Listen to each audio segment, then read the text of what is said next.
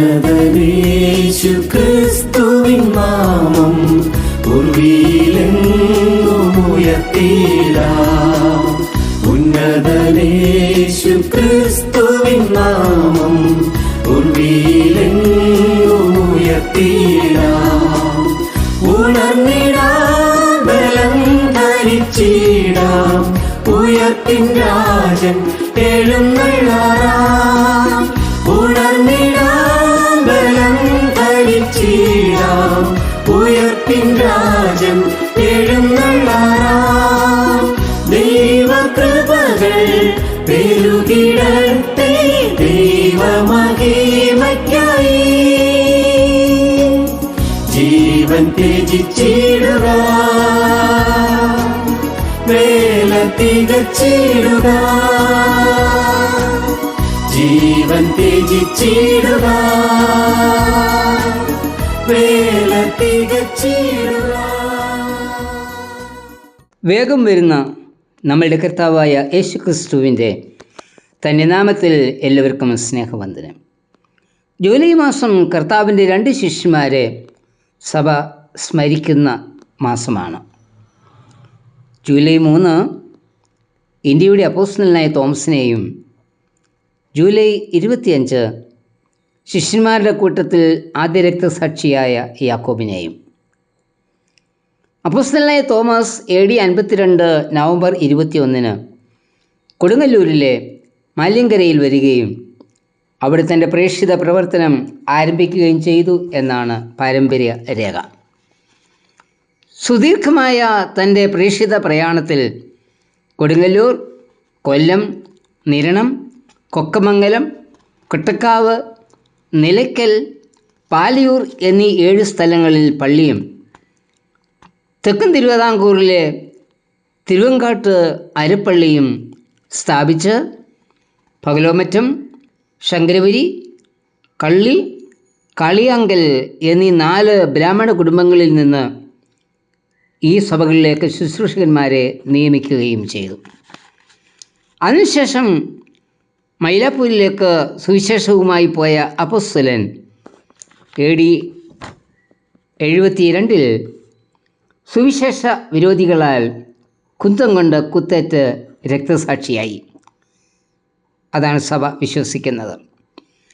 ഭാരതത്തിൻ്റെ മണ്ണിൽ ക്രിസ്തുവിൻ്റെ സുവിശേഷം എത്തിച്ച് ഈ മണ്ണിൽ രക്തസാക്ഷിത്വം വഹിച്ച തോമസ് കർത്താവിൻ്റെ ശുശ്രൂഷാകാലത്ത് തന്നെ കർത്താവിന് വേണ്ടി മരിക്കുവാൻ തയ്യാറായ ശിഷ്യനായിരുന്നു. യഹൂദന്മാർ യേശുവിനെ കല്ലെറിയുവാൻ ഭാവിച്ചപ്പോൾ യേശു യഹൂദ്യ വിട്ട് യോർദാൻ്റെ അക്കരയ്ക്ക് പോയതായി യോഹന്നാൻ 10:39-40 വാക്യങ്ങളിൽ വായിക്കുന്നു. ഈ സമയത്താണ് തൻ്റെ സ്നേഹിതനായ ലാസർ ധീരമായി കിടക്കുന്നു എന്ന വിവരം യേശു അറിയുന്നത്. തുടർന്ന് യേശു യഹൂദയിലേക്ക് പോകുവാൻ തീരുമാനിക്കുന്നു. കർത്താവിൻ്റെ ഈ യാത്രയെ മറ്റ് ശിഷ്യന്മാർ വിലക്കുമ്പോൾ തോമസ് പറയുന്നത്, അവനോടുകൂടി മരിക്കേണ്ടതിന് നമുക്കും യഹൂദയിലേക്ക് പോകാം. യോഹന്നാൻ 11:16. യേശുവിൻ്റെ തീരുമാനത്തിൻ്റെ അനന്തരഫലം എന്തായിരിക്കും എന്ന് ശിഷ്യന്മാർക്കറിയാമായിരുന്നു. അതുകൊണ്ടാണ് യേശുവിൻ്റെ യാത്രയെ തടയുവാൻ അവർ ശ്രമിച്ചത്. എന്നാൽ തോമസ് കർത്താവിനോട് മരിക്കുവാൻ തയ്യാറായി.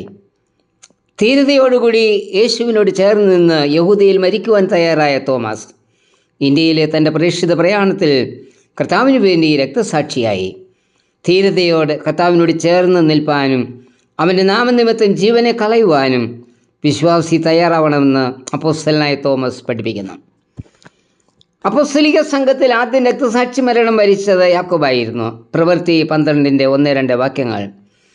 യേശുവിൻ്റെ ശിഷ്യന്മാരുടെ കൂട്ടത്തിൽ കർത്താവിനോട് ഉറ്റ ബന്ധം പുലർത്തിയിരുന്ന 3 ശിഷ്യന്മാരിൽ ഒരുവനായിരുന്നു യാക്കോബ്. സെബെദി മക്കളായ യാക്കോബും യോഹന്നാനും മറ്റ് ശിഷ്യന്മാരിൽ നിന്ന് വ്യത്യസ്ത സ്വഭാവം ഉള്ളവരായിരുന്നു. അതിനാൽ കർത്താവ് അവരെ ഇടിമക്കൾ, സൺസ് ഓഫ് തണ്ടർ എന്നാണ് വിളിച്ചിരുന്നത്. ദൈവരാജ്യ പ്രസ്ഥാനത്തിൽ യാക്കോബ് പ്രദർശിപ്പിച്ച തീഷ്ണതയും തീവ്രതയും യഹൂദി അധികാരികളെ ഭയപ്പെടുത്തി. ശിഷ്യന്മാരിൽ ഏറ്റവും വലിയ അപകടകാരിയായി കണ്ടതിനാലാണ് ആദ്യം തന്നെ യാക്കോബിനെ വധിക്കുന്നത്. യാക്കോബിന് 2 വിശേഷതകളുണ്ട്. ഒന്ന്, അദ്ദേഹത്തിൻ്റെ മുട്ട് ഒട്ടകത്തിൻ്റെ മുട്ടോട് സമമായിരുന്നു. The person with camels knees. അതായത് എപ്പോഴും പ്രാർത്ഥനയ്ക്കായി മുഴങ്കാൽ മടക്കിയിരുന്നതിനാൽ മൂട്ടിൽ താഴ്മ്പുണ്ടായിരുന്നു. പ്രാർത്ഥന ദൈവാശ്രയ ബോധത്തിൻ്റെ പ്രതിഫലനമാണല്ലോ. 2 നീതിമാനായ യാക്കോബ്, ജേക്കബ് ദ ജസ്റ്റ്, നീതി, ന്യായം തുടങ്ങിയ സവിശേഷതകൾ ജീവിത പ്രവർത്തനത്തിൽ കൂടി താൻ വെളിപ്പെടുത്തിയിരുന്നു.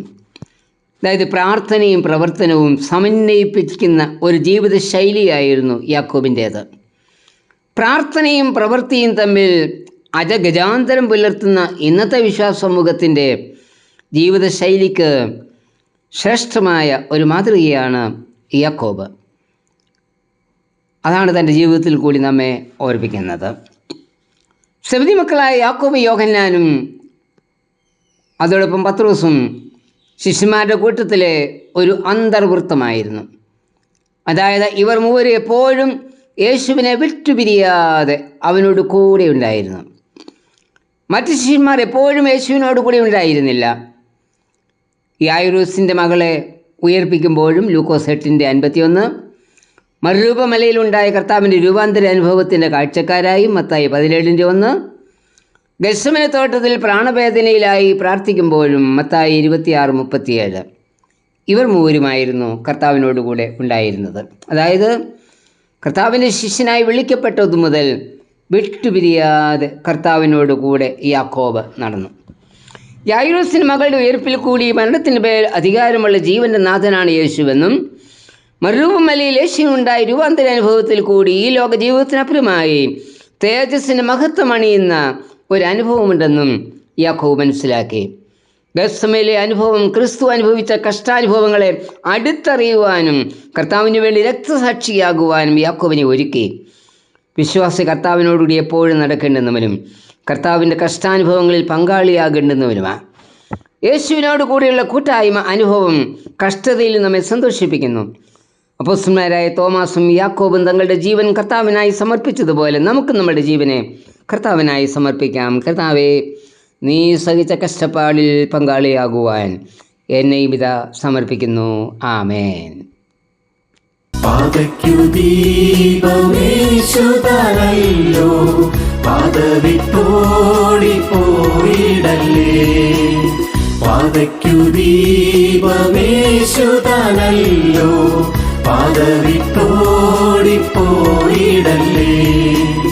പാതവിടാതെ പാദങ്ങൾ വയ്ക്കാം, പാതിക്കയില്ല നിലം പരിചാം. പാതറിടാതെ പാദങ്ങൾ വയ്ക്കാം, പാതിക്കയില്ല നിലം പരിചാം. ദൈവകൃപകൾ പെരുകിടട്ടെ ദൈവമഹിമയ്ക്കായി. ജീവൻ ത്യജിച്ചിടുക, വേല തികച്ചിടുക.